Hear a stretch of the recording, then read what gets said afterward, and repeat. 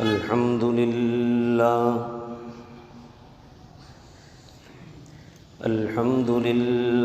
وحده، والصلاة والسلام على من لا نبي بعده، وعلى آله وأصحابه الذين أوفوا عهدا، ونشهد أن لا إله إلا الله وحده لا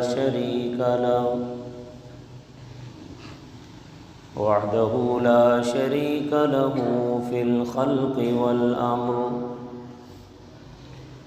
إرغاما لمن جحد به وكفر. ونشهد أن سيدنا ومولانا محمدًا عبده ورسوله، صلى الله تعالى عليه وعلى آله وأصحابه الذين هم خلاصة العرب العرباء، وخير الخلائق بعد الأنبياء، وهم كالنجوم في السماء للاهتداء والاقتداء، وهم مفاتيح الرحمة ومصابيح الغرر. أعوذ بالله من الشيطان الرجيم، بسم الله الرحمن الرحيم. لقد صدق الله رسوله الرؤيا بالحق، لتدخلن المسجد الحرام إن شاء الله آمنين محلقين رؤوسكم ومقصرين لا تخافون، فعلم ما لم تعلموا فجعل من دون ذلك فتحا قريبا. صدق الله العظيم. رب اشرح لي صدري ويسر لي أمري، واحلل عقدة من لساني يفقه قولي. رب زدني علما، رب زدني علما، رب زدني علما.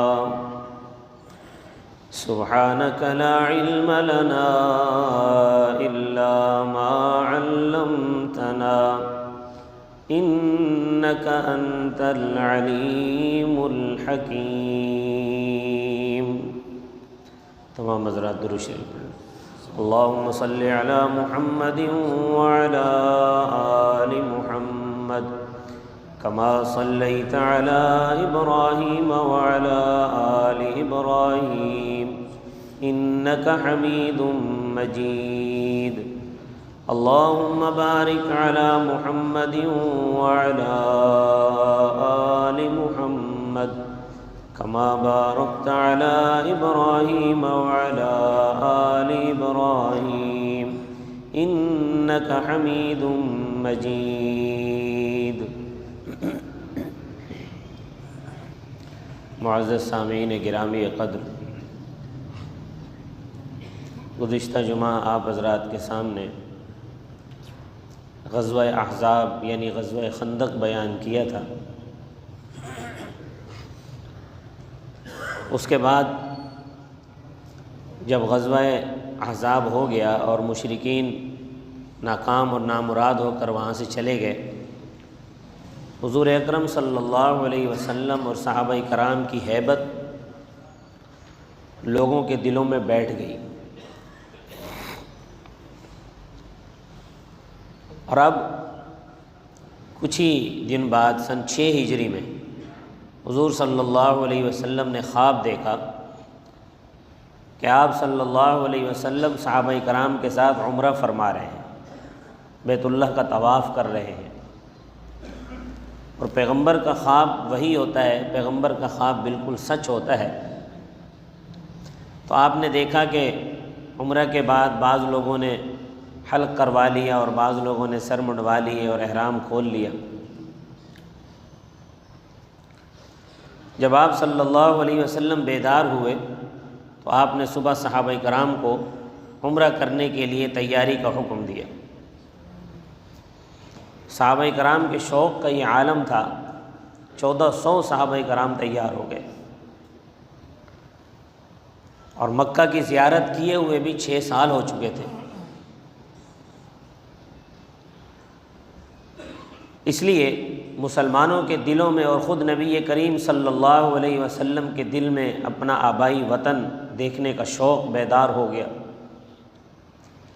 1400 صحابہ کرام کے ساتھ آپ صلی اللہ علیہ وسلم احرام باندھ کر عمرے کے لیے روانہ ہوئے۔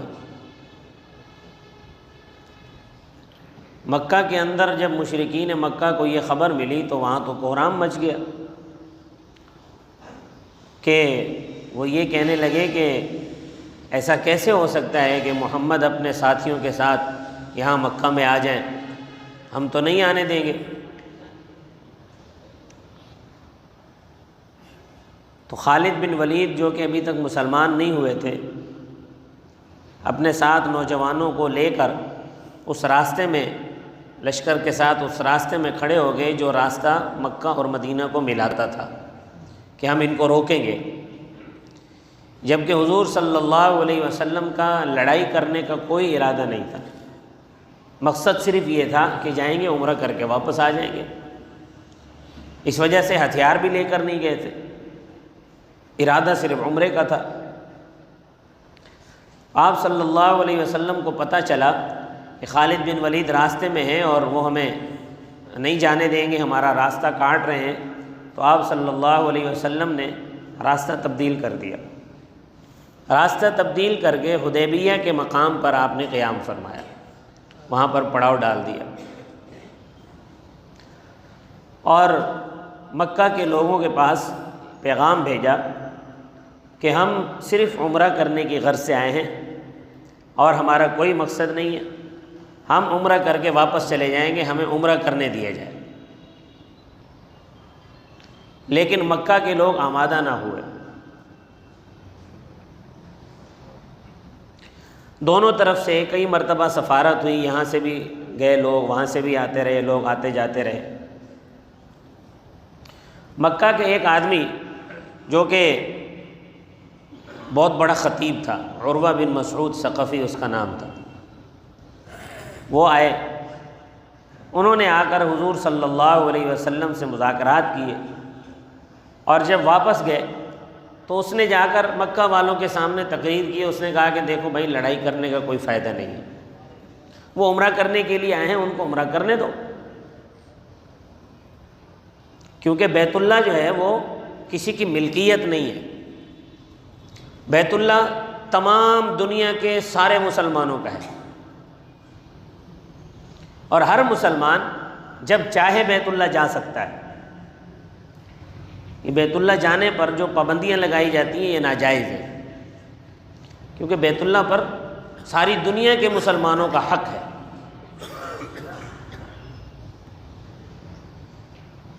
تو اس لیے اس نے کہا کہ میں نے بڑے بڑے بادشاہوں کے وزیروں کو، ان کی عوام کو، اس پر جان نثار کرنے والوں کو دیکھا ہے، میں نے بڑے بڑے سرداروں کو دیکھا ہے، اور ان سرداروں کے ماننے والوں کو بھی دیکھا ہے، لیکن محمد کے ماننے والے جتنے جانثار ہیں، جتنی محبت محمد سے کرتے ہیں، اس جیسے محبت کرنے والے میں نے نہیں دیکھے۔ اس لیے لڑائی کا کوئی فائدہ نہیں ہے۔ اگر محمد کوئی حکم دے دیں تو وہ فوراً اس پر عمل کرنے کے لیے تیار ہوتے ہیں۔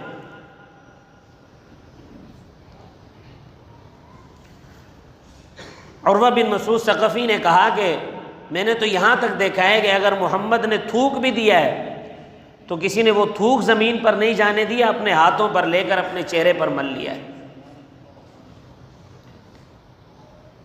تو یہ اتنے جانثار لوگ ہیں، ان کے ساتھ لڑنے کا فائدہ نہیں ہے، بس عمرہ کرنے دو۔ لیکن مکہ والے نہ مانے۔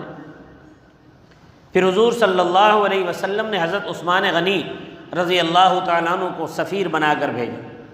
حضرت عثمان غنی انتہائی باحیا، با کردار اور بہت زیرک انسان تھے۔ حضرت عثمان غنی رضی اللہ تعالیٰ عنہ ادھر صلح کی بات کرنے کے لیے مکہ گئے۔ آپ صلی اللہ علیہ وسلم کیکر کے درخت کے نیچے تشریف فرما تھے۔ آپ کو اطلاع ملی کہ حضرت عثمان کو تو شہید کر دیا گیا ہے، تو حضور صلی اللہ علیہ وسلم نے 1400 صحابہ کرام سے اس بات پر بیعت لی کہ اگر لڑنے کا موقع آیا تو ہم پیٹ پھیر کر نہیں بھاگیں گے، سینے کے ساتھ لڑیں گے۔ 1400 صحابہ نے حضور صلی اللہ علیہ وسلم کے ہاتھ پر بیعت کی۔ حضرت عثمان غنی چونکہ موجود نہیں تھے تو حضور صلی اللہ علیہ وسلم نے اپنا دوسرا ہاتھ فرمایا کہ یہ عثمان کی طرف سے میں بیعت کر رہا ہوں، اپنا بایاں ہاتھ حضرت عثمان کا ہاتھ قرار دیا۔ یہ حضرت عثمان کے لیے بہت بڑی سعادت کی بات ہے، بہت بڑی فضیلت کی بات ہے کہ حضور صلی اللہ علیہ وسلم نے اپنا ہاتھ حضرت عثمان کا ہاتھ قرار دیا۔ اس بیعت کو بیعت رضوان کہتے ہیں۔ اللہ تبارک و تعالی نے ان تمام صحابہ سے جنہوں نے یہ بیعت رضوان کی تھی اپنی رضا کا اعلان فرمایا، فرمایا کہ میں ان سے راضی ہو گیا ہوں۔ یہ بیعت موت پر تھی۔ ادھر حضرت عثمان غنی کو ابو سفیان نے کہا کہ عثمان، ہم تمہارے نبی کو تو اجازت نہیں دیں گے عمرہ کرنے کی، اور نہ تمہارے ساتھیوں کو اجازت دیں گے۔ ہاں آپ نے عمرہ کرنا ہے آپ کر لو، آپ آگے ہو تو آپ عمرہ کر لو۔ حضرت عثمان غنی نے فرمایا کہ رسول اللہ کے بغیر میں عمرہ نہیں کروں گا۔ حضرت عثمان غنی یہ جانتے تھے کہ جو عبادت رسول اللہ کے بغیر کی جائے وہ عبادت نہیں ہوتی، اس لیے فرمایا کہ رسول اللہ کے بغیر میں عمرہ نہیں ادا کروں گا۔ رسول اللہ عمرہ ادا کریں گے تو میں ان کے ساتھ عمرہ ادا کروں گا، ان کے بغیر میں نہیں کروں گا۔ حضرت عثمان نے عمرہ ادا نہیں کیا، بیت اللہ کا طواف تک نہیں کیا۔ بالآخر دونوں طرف سے سفارتیں ہوتی رہیں، آخرکار ایک معاہدہ تشکیل پایا جسے صلح حدیبیہ کہا جاتا ہے، صلح حدیبیہ کے نام سے مشہور ہے۔ اس معاہدے میں کئی شرائط تھی جو بظاہر ایسا محسوس ہوتا تھا کہ مسلمانوں نے دب کر صلح کی ہے۔ ان شرائط میں سے ایک شرط یہ تھی کہ ابھی آپ لوگ واپس چلے جائیں، اگلے سال عمرہ کرنے کے لیے آئیں، اور ہتھیار لے کر نہیں آئیں گے، عمرہ کریں گے اور مکہ میں 3 دن قیام کریں گے، اس کے بعد واپس چلے جائیں گے، لیکن ابھی عمرہ نہیں کرنے دیں گے۔ اور ایک شرط اس میں یہ تھی کہ اگر کوئی آدمی مسلمان ہو کر مکہ سے مدینہ چلا جاتا ہے تو اس کو مسلمان واپس کرنے کے پابند ہوں گے، وہ مدینہ میں نہیں رہے گا۔ ایک شرط یہ تھی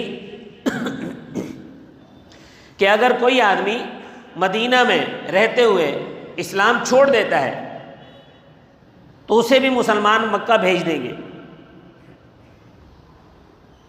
یہ اس قسم کی شرائط تھی۔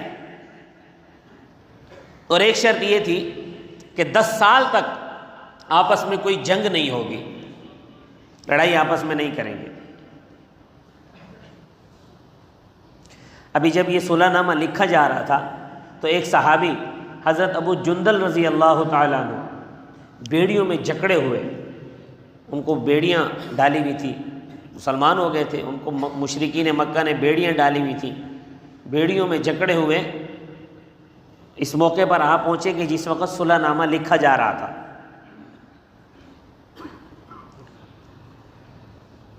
ابھی صلح نامے پر دستخط نہیں ہوئے تھے۔ حضرت ابو جندل نے کہا کہ یا رسول اللہ مجھے اپنے ساتھ لے جائیے۔ تو مشرکین جو سفیر بن کر آئے ہوئے تھے، جو صلح نامہ ترتیب دے رہے تھے، انہوں نے کہا کہ یہ تو صلح کا پہلا امتحان ہے، ہم ان کو نہیں جانے دیں گے، اگر آپ ان کو اپنے ساتھ لے جاتے ہیں تو صلح ختم۔ حضور صلی اللہ علیہ وسلم نے بڑی منت کی ان کی، یہاں تک فرمایا کہ چلو میرے لیے، میری ذات کے لیے انہیں ہمارے ساتھ جانے دو۔ انہوں نے ایک نہیں سنی۔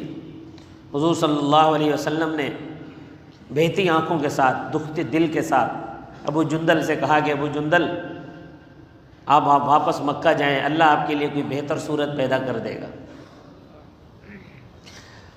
ابو جندل نے کہا کہ یا رسول اللہ میں مسلمان ہو کر آیا ہوں، انہوں نے ظلم و ستم کر کر کے میرا جینا حرام کر دیا ہے، مجھے ان کے ہاتھ میں نہ چھوڑے، مجھے اپنے ساتھ لے جائیں۔ لیکن رسول اللہ نے فرمایا کہ ابو جندل ہم معاہدے کی خلاف ورزی نہیں کرتے، معاہدے کی پاسداری کرتے ہیں، آپ مکہ واپس چلے جائیں۔ چنانچہ یہ معاہدہ مکمل ہو گیا۔ آپ صلی اللہ علیہ وسلم نے صحابہ کرام سے کہا کہ احرام کھول دو، اپنے سر منڈوا لو، لیکن کسی صحابی نے بھی احرام نہیں کھولا، اپنا سر نہیں مڈایا۔ آپ صلی اللہ علیہ وسلم بڑے پریشان ہوئے۔ صحابہ اکرام کے اندر اضطراب کا یہ عالم تھا کہ وہ یہ سمجھ رہے تھے کہ ہم نے دب کر صلح کی ہے، آخر ہمیں عمرہ کیوں نہیں کرنے دیا جا رہا۔ آپ اسی پریشانی کے عالم میں اپنے خیمے میں تشریف لے گئے۔ وہاں حضرت ام المومنین حضرت ام سلمہ رضی اللہ تعالیٰ عنہ موجود تھی۔ انہوں نے پوچھا رسول اللہ آپ پریشان نظر آ رہے ہیں، کیا بات ہوئی ہے، خیریت ہے؟ تو آپ صلی اللہ علیہ وسلم نے فرمایا میں نے کہا ہے احرام کھول دو، احرام کوئی نہیں کھولتا ہے۔ میں نے کہا ہے سر کے بال منڈا لو، کوئی سر کے بال نہیں منڈاتا ہے۔ تو حضرت ام سلمہ نے عرض کی کہ یا رسول اللہ میری تجویز یہ ہے کہ آپ سب کے سامنے سب سے پہلے اپنا احرام کھول لیں اور اپنا سر منڈا لیں، تو آپ کو دیکھ کر باقی صحابہ بھی ایسے ہی کریں گے۔ آپ صلی اللہ علیہ وسلم نے ایسا ہی کیا، اپنے خیمے سے باہر نکلے، اپنا احرام کھولا اور اپنا سر منڈوا لیا۔ جب آپ صلی اللہ علیہ وسلم نے احرام کھول دیا تو صحابہ کرام نے رسول اللہ کو دیکھتے انہوں نے بھی سب نے اپنے احرام کھول دیے اور اپنے سر منڈوا لیے۔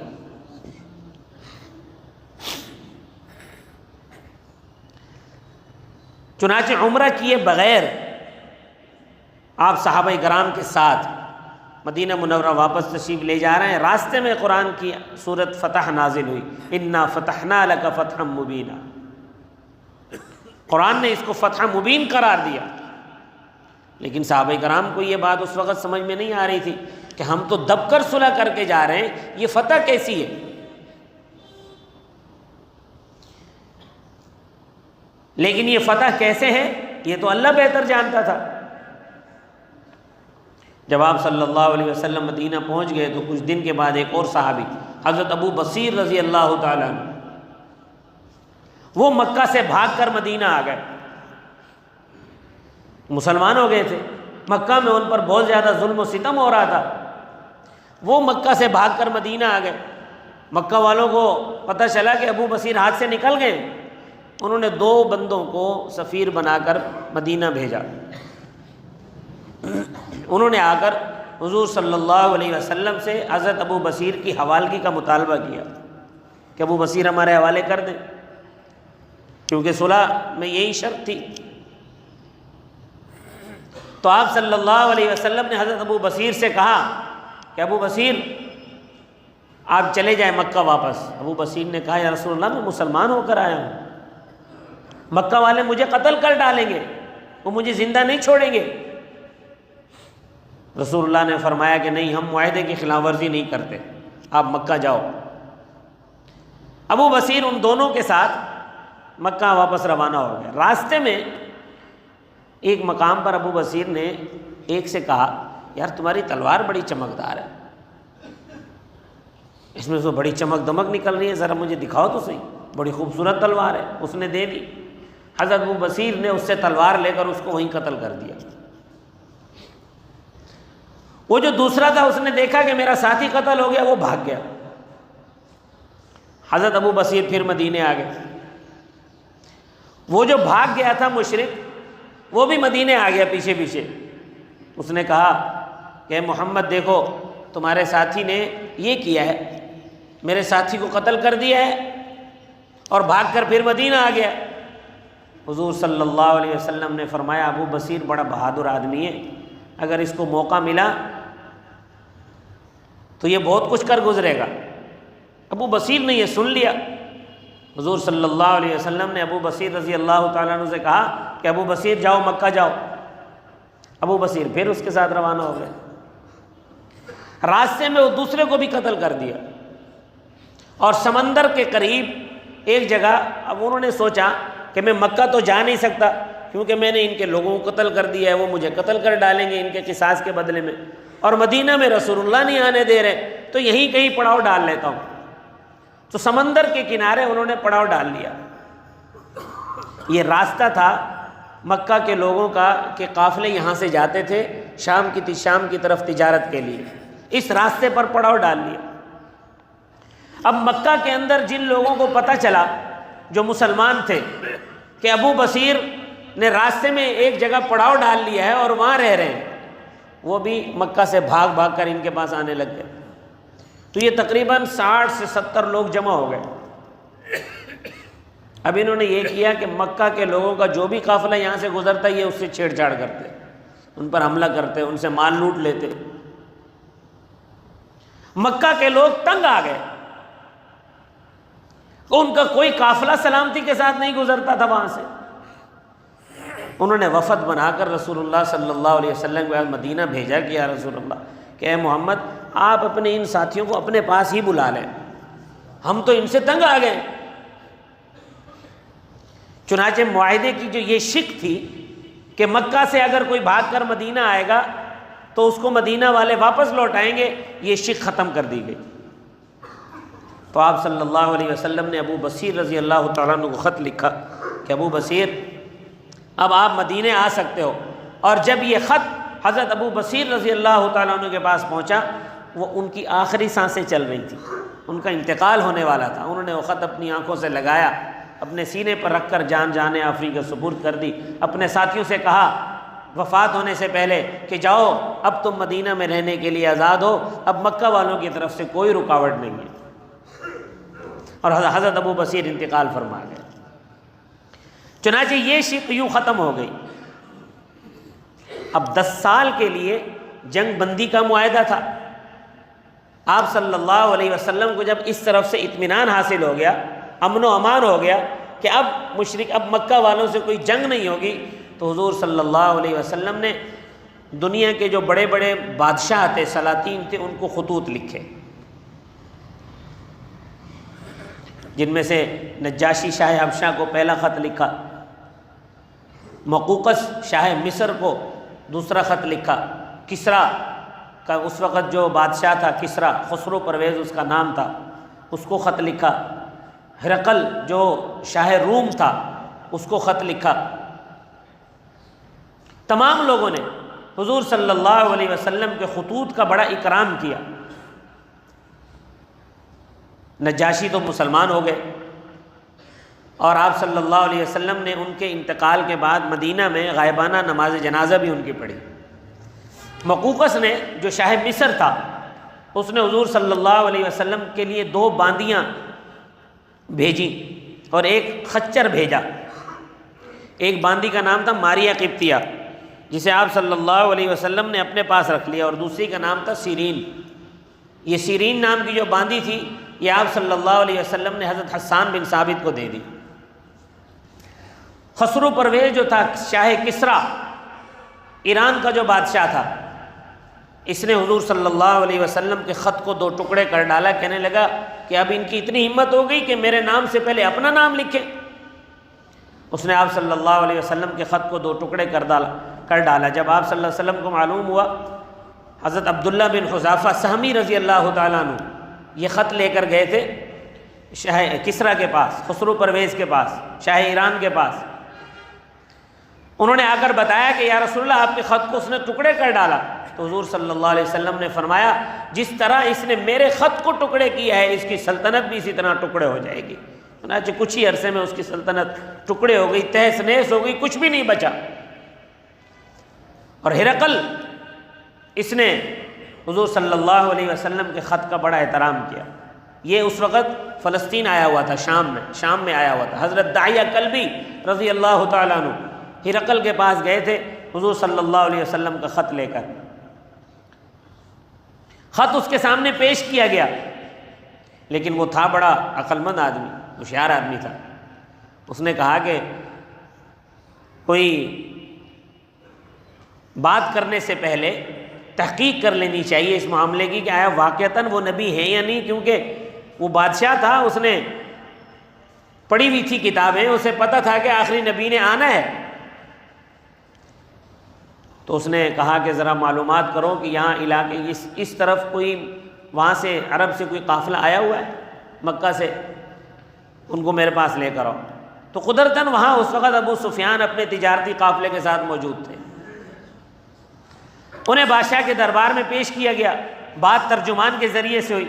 اس نے کچھ سوالات کیے کہ ان کا خاندان کیسا ہے، یہ پیدا کب ہوئے، کیا ان کے خاندان میں کوئی بادشاہ بھی تھا پہلے، کیونکہ اگر کوئی بادشاہ تھا تو ظاہر ہے یہ بادشاہت لینے کے لیے ساری کوشش کر رہے ہوں گے۔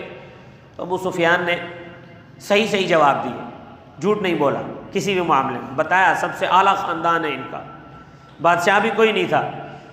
تو ہرقل نے پوچھا کہ تمہاری ان کے ساتھ کوئی جنگیں بھی ہوئی ہیں؟ انہوں نے بولا ہاں جنگیں ہوئی ہیں۔ تو رزلٹ کیا نکلا، جنگوں کا نتیجہ کیا نکلا؟ تو ابو سفیان نے کہا کہ کچھ جنگوں میں، کچھ میں وہ جیتے، کچھ میں ہم جیتے۔ تو ہرقل نے کہا کہ اس تمام تحقیقات سے میں یہ سمجھاؤں کہ جس آخری نبی نے آنا تھا وہ یہی ہیں آخری نبی، جن کا انتظار ہو رہا تھا، وہ آخری نبی یہی ہیں، یہ آ چکے ہیں۔ ہمیں چاہیے کہ ان پر ایمان لائیں۔ اب جب اس نے یہ بات کی تو اس کے جو حواری تھے، اس کے وزیر تھے، درباری تھے، ان میں انتشار پیدا ہو گیا اور شور مچانے لگ گئے۔ تو ہرقل نے کہا کہ یہ جو عربی ہیں ان کو ذرا باہر بھیج دو۔ دروازہ اس نے بند کر کے ان سے کہا کہ میں تو تم لوگوں کو آزما رہا تھا، اسے خطرہ پیدا ہو گیا کہ میری بادشاہت نہ چلی جائے گی۔ اس نے کہا کہ میں تو تم لوگوں کو آزما رہا تھا، میرا یہ ارادہ تھوڑی تھا کہ میں مسلمان ہو جاؤں۔ لیکن بہرحال اس نے کوئی بدتمیزی نہیں کی رسول اللہ صلی اللہ علیہ وسلم کے قاصد کے ساتھ یا آپ صلی اللہ علیہ وسلم کے خط کے ساتھ۔ یہی وجہ ہے کہ ہرقل کی بادشاہی کسریٰ سے زیادہ چلی۔ کسریٰ جلدی تباہ ہوا، روم بعد میں تباہ ہوا۔ روم زیادہ عرصے تک ان کی بادشاہی قائم رہی اور کسریٰ جلدی تباہ ہو گیا، کیونکہ اس نے رسول اللہ صلی اللہ علیہ وسلم کا خط پھاڑ ڈالا تھا اور ہرقل نے تعظیم کی تھی، اس لیے اس کی بادشاہت زیادہ چلتی رہی۔ اللہ تبارک و تعالی ہمیں بھی حضور صلی اللہ علیہ وسلم کی سیرت کا مطالعہ کرنے کی توفیق عطا فرمائے۔ وما علینا الا البلاغ۔